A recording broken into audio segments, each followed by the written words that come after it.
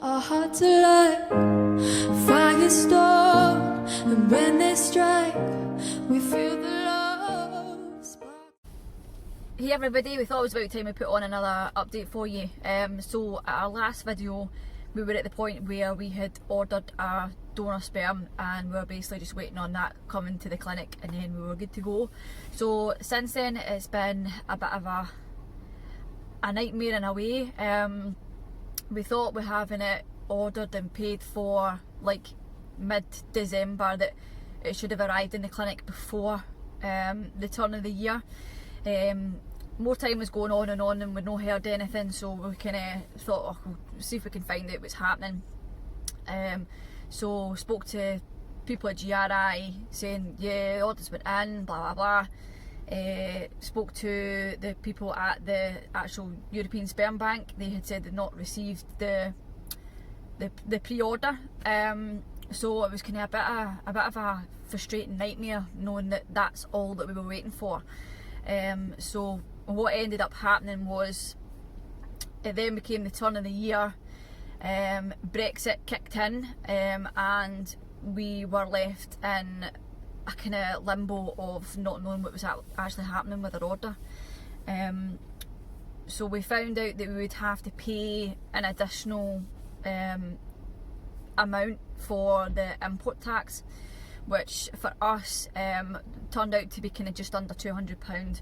So although we were annoyed about it, because obviously we had it we thought it was ordered and paid for well in December, we thought that was ample time. But anyway, we thought, do you know what, we'll just pay it, get it done. So we paid that straight away. Thought, great, that's it done. Then we heard there was an issue with shipping. So there was a bit of to and froing about the paperwork that was involved. Some sperm straws were getting held up at airports and things like that, and obviously they couldn't run the risk of it being at an airport for like 2 weeks, because then the specimens would be ruined. So again, it was a kind of waiting game and not knowing what was happening. So we ended up missing the January cycle. So we eventually got an email from the European Sperm Bank to say that it was shit. So we ended up receiving it like 2 or 3 days later. So we were absolutely buzzing that it was actually there. So now we're at the process of, we managed to get booked in with our February cycle. So Wednesday coming up, which is the 3rd of March really, that is our first like big appointment. That's our virology appointment. So myself and Siobhan will be going along to that. So it'll be all our blood tests, and I think handing over all our consent forms that we did. So that is us like officially kind of starting our round 1 of our icsi treatment. So we'll do another wee video then.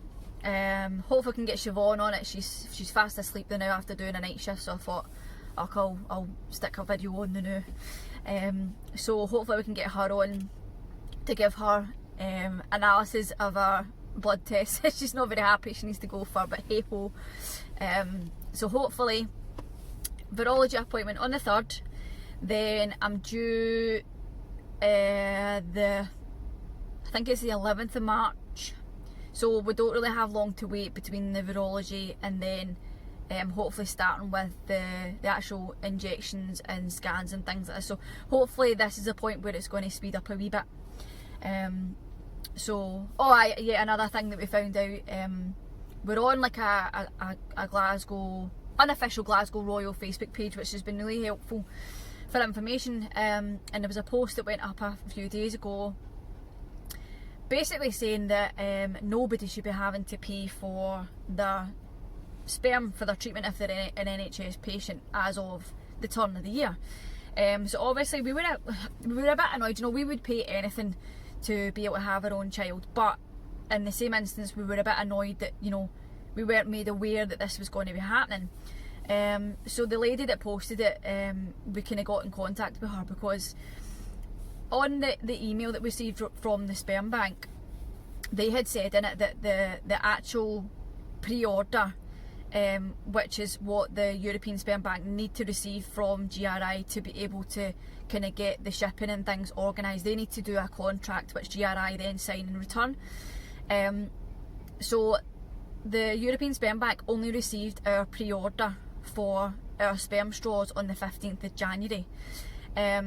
So the lady that we spoke to thinks that we have a good case of being able to get refunded the money for our sperm straws.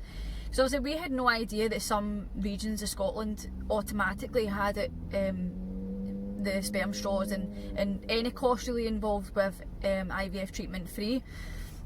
So we thought, you know what, if we manage to get the money back, that's great. It's more money to go towards, you know, hopefully when baby arrives and things like that. So it is something to be aware of, that if you are an NHS patient and you are going through that like IUI or IVF or ICSI, that the costs for your donor sperm should be met at the clinic. I don't know if this applies for eggs as well. I don't have a clue about that, but it's something that's maybe worthwhile finding out about if you're maybe needing to use donor eggs, because that's obviously a great deal of cost, I think, from what we've seen.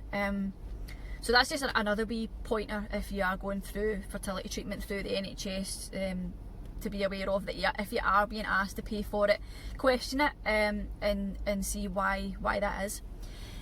So I shall leave it there, and we'll keep you posted on how the virology appointment goes, and fingers crossed it will go good and we will be on the next stage to doing the injections and stuff. So everybody take care, and we'll speak to you soon.